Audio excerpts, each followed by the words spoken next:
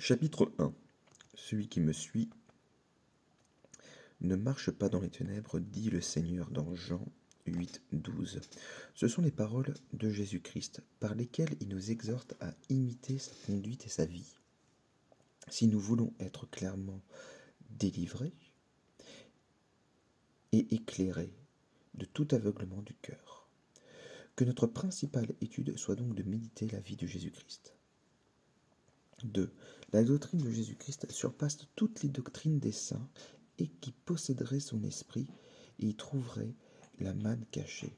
Mais il n'arrive que plusieurs, à force d'entendre l'Évangile, n'en soient que peu touchés, parce qu'ils n'ont point l'esprit de Jésus-Christ. Voulez-vous comprendre parfaitement et goûter les paroles de Jésus-Christ? Appliquez-vous à conformer toute votre vie à la sienne. 3. Que vous sert de raisonner profondément sur la Trinité si vous n'êtes pas humble et que par là vous déplaisiez à la Trinité?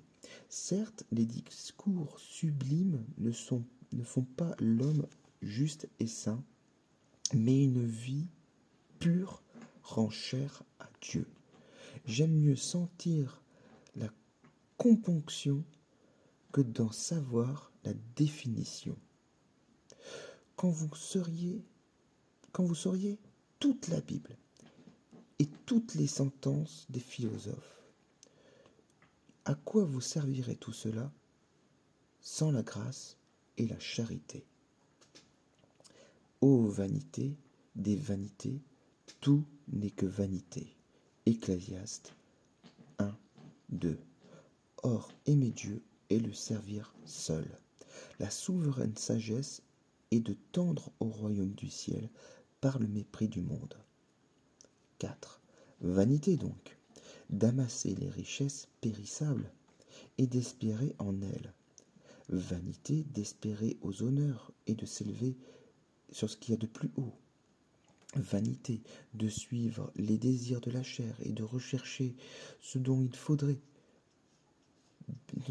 faudra bientôt être rigoureusement puni. Vanité de souhaiter une longue vie et de ne pas se soucier de bien vivre. Vanité de ne penser qu'à la vie présente et de ne pas prévoir ce qui en suivra. Vanité de s'attacher à ce qui se passe si vite et de ne pas se hâter vers la joie qui n'en finit point. 5. Rappelez-vous souvent cette parole du sage.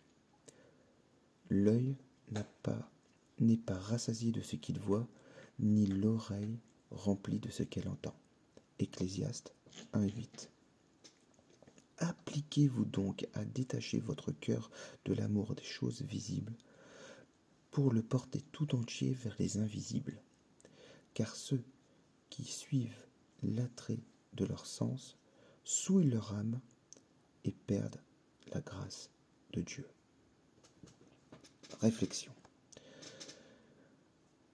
Nous avons ici-bas qu'un intérêt, celui de notre salut, et nul ne peut être sauvé qu'en Jésus-Christ et par la parole de notre Seigneur et Sauveur.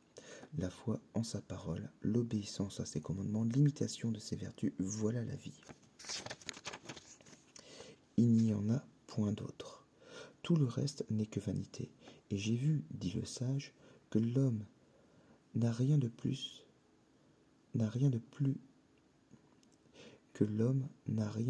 de tous les travaux dont il se consume sous le soleil. Richesse, plaisir, candeur, qu'est-ce que cela lorsqu'on jette le corps dans la fosse et que l'âme s'en va dans l'éternité? Pensez-y dès aujourd'hui, dès ce moment même, car demain peut-être vous n'en aurez plus le temps. Travaillez pendant que le jour luit, hâtez-vous à amasser un trésor qui ne périsse point. La nuit vient où l'on n'a plus rien à faire. De stériles désirs ne nous sauveront pas, ce sont les œuvres de Dieu qui sauvent.